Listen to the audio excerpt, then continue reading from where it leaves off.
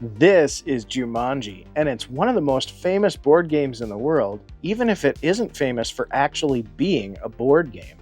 It was originally the title of a popular children's book from 1981 about a magical board game that transported its players along on a madcap jungle adventure full of pitfalls and peril.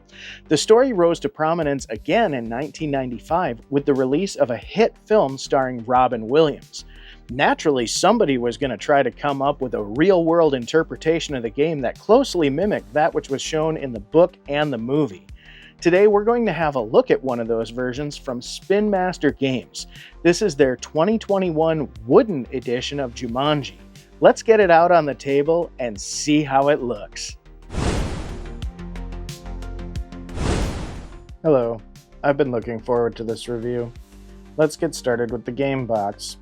The lid of this wooden edition of Jumanji is beautifully painted and was prominently displayed in the retail packaging inside of this cardboard wraparound, which features a brief description of the game and its contents, as well as a photo of a family enjoying playing it. When we move on to the game itself, one thing that I can say about this wooden edition is the art does not disappoint, whether on the outside or inside. It's a beautiful, loving rendition of the fictitious game from the beloved children's book and popular Robin Williams movie. The movers also bear a strong resemblance to those used in the movie, if they're iconic rhinos in 4 different colors. New to the story are these little life markers here that also feature lovely art. This hourglass, which is pretty nice, albeit I don't like the little seam where the pieces fit together. The overall style is still quite attractive. You get 4 challenge dice that will be used for challenges throughout the game, as well as 2 6-sided movement dice numbered 1 through 6. This stack of riddle cards right here is very lovely as far as the print and art, however some of the function lacks. As you'll see, this vacuum-formed dome serves as your decoder. It's described as the green dome in the center on the back of the game box and is depicted in the illustration on the game board. Players are supposed to set this on top of that space in lieu of the actual glass dome as depicted in the story. On their turn, they will take one of these cards and put it into this decoder, which should then make the print on it legible, which it does not. We'll get to that in a moment. If they can answer the riddle that they're presented with correctly, players get to move 1 extra space. After they've moved that space, they read the challenge on the back of the card. Challenges range from trying to roll the hazard dice to a certain face within the given time limit, to mimicking wild animals in the woods, or stacking items that they find around their room that they're in to avoid drowning. Yes, that's actually a challenge in the game. We'll get to that. When we look at the rulebook has a very unique fold designed to mimic the game board itself, and to that end, it does a wonderful job. However, as you can see, the rulebook never made it to me undamaged, as the unique fold made it very easy for it to catch on the contents of the box while it was in transit. You'll notice the back of the rulebook has what looks like a takeout menu here. These are all 20 of the possible answers that will be found in any one of these riddles. So players can leave this handy dandy guide here because most of the riddles in my gameplay experience actually had the answer in them. So intended audience was pretty young for those riddles. Not that they really do much, it gives you an extra space on your roll. The rules are quite legible and easy to follow, albeit relatively simplistic. Now, what I gotta give to the designers of this game is they are trying to make a game based off of a fictitious work of art. The book never really does a great job of outlining anything beyond the fact that players are going to roll dice, move their character, and wherever they land, this jewel magically presents them with a riddle that turns out to be something that happens to the world that they're living in there. And the only way to make everything go back to normal is to reach the center of the board and shout Jumanji. So to that end, the game designers had quite a challenge. And I will say they did an excellent job with the art. The actual components of the game are quite lovely as far as their artistic design. My biggest quality gripe has to do with the dome and decoder, which I actually think was extremely misrepresented on the box. If you look at the picture of the family playing the game, there's sort of like a dark nondescript glass puck in the center of the game board, and this little vacuform piece of brown plastic with this green film looks nothing like as pictured on the box. So right away, I don't really like how misleading that is. Now, granted, they might have taken that picture before they were done prototyping what the actual dome decoder would look like, but even so, that's such a drastic difference. It really feels misleading. Now, the other thing is, you'll notice it's kind of floppy in my hands. That's because though this came individually bagged from all the other items, it was still so shoddily put together. The glue that held this film onto this vacuform piece had failed. And also, it was quite messy on the inside. There's all kinds of ribbons all over the sight window where you're supposed to look through this. And one could believe that if this vacuform piece of plastic still had some of the releasing agent from the casting process on it, that would be why the glue had failed.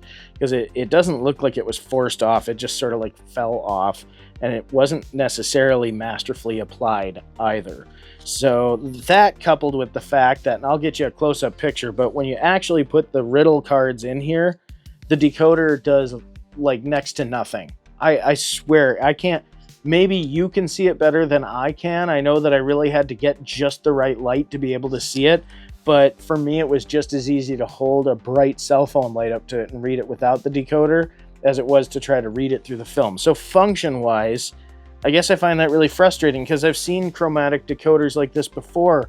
Cracker Jack used to give you decoder rings that were red plastic, and how those old chromatic codes would work is you'd have a red interference pattern with blue text, and the red would fall into itself when you actually put the red plastic over it, and you would only see the blue lines. Well, here they have like a brownish yellow that just doesn't show up. Now, players will also have these challenges on back, like I said.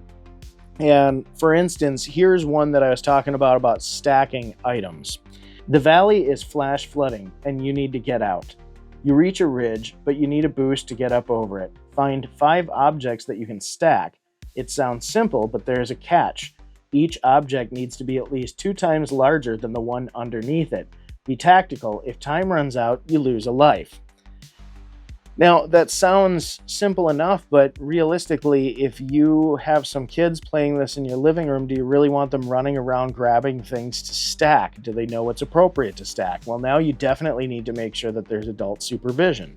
Some of the other challenges are things like flip the hourglass and roll the challenge die till you get a certain result, except for I came across one where you had to roll until you got the Jaguar's eye symbol. Well, there's no key in the rules to show you what the symbols on the dice mean, and you have a running man, a rope, a skull, a snake, and then you have what looks like a green egg or leaf of some sort, and then like what looks like a purple fruit. So I can't tell what's supposed to be an eye out of that. Those are the only 2 I can guess, but without a key, I can't be sure. So I don't even know if I'm rolling the correct thing.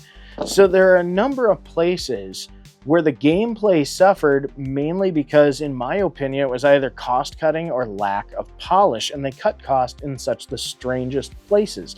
Like this decoder being relatively central to the theme of the Jumanji concept, you would have thought that they would have found a better way to have this dynamic. One, just having it work, having it physically work would have been nice, but 2, to find some way to make the riddles be worth more than just an extra space at the end of your run. Basically, the riddles are superfluous. They're there to be there to line up with what you're expecting from the gameplay experience, but they're completely independent of what the game is designed to do. And then you see these challenges. Some of them are very physical. Some of them are things like, wiggling like a snake across the room to knock over this hourglass with your nose before time runs out, or having somebody stand with their arms spread and somebody else trying to long jump that distance. I mean, most of it, again, is innocent enough and fun, but there are a lot of opportunities for damage to your living room to happen if you just have a bunch of unsupervised kids playing it. It really turns into making this more of a prop or accoutrement that helps you play Jumanji and not a game called Jumanji that you play, if that makes sense. If I were playing around as a young kid and wanting to play Let's Pretend, this is a fun little primer. But as an adult, I can definitely see where I would be a little bit nervous about leaving kids unattended when they're doing challenges like hopping up and down on one foot with their eyes closed, hoping not to turn too wildly in one direction or the other. I mean, again, seems innocuous, but all you need is a kid to fall over and bank their head off a coffee table, or all you need is a kid doing a challenge where they're supposed to carry somebody and dropping them and getting hurt. So though it might seem melodramatic to say so, in the end, it also just wasn't a fun game. I mean, when I was playtesting this, it's not like I saw any of those challenges. It's not like I drew these and wanted to do them. Here's a good one. It's time to act. Don't read the rest of this card out loud. Your group comes across a turtle struggling to get off its back. Silently act as if you're a turtle, finally succeeding after some time. If they can't guess that you're a turtle on its back before time is up, lose a life. So don't tell anybody what you're doing, but throw yourself on the floor and rock around as a turtle and hope that they know to guess. Are you a turtle? Come on. Come on. This could have been so much better. So I gotta say, I can't recommend purchasing this unless you're getting like a movie prop or a keepsake or something as kind of a showpiece. As an actual game itself, it's extremely lacking in fun factor. And it's not something that I would recommend having kids play without adult supervision, just so you can make sure nobody's doing anything stupid next to a lamp or getting themselves or somebody else hurt. I get where the concept is, I get what they're trying to do with it, but overall, it just didn't make for a very fun game. Now, a little bit of redemption. If you want a fun game from Spin Master, check out 2023's Jumanji Stampede. I have a very glowing review for that in the description for this video. And I genuinely don't like to have to deliver bad news, but I gotta say, this one here, this wood edition of Jumanji, this is most definitely a stinker, not worth your time. Please save your money. Get your kids something that they'll have way more fun with. So, I gotta ask, have you ever purchased a game that was a severe disappointment that really stuck in your craw and even today it still bothers you? Comment below and let me know. I would love to hear your horror stories. Maybe they're worth looking into and ripping into a little bit. And as always, thanks for joining me, and we will see you next time.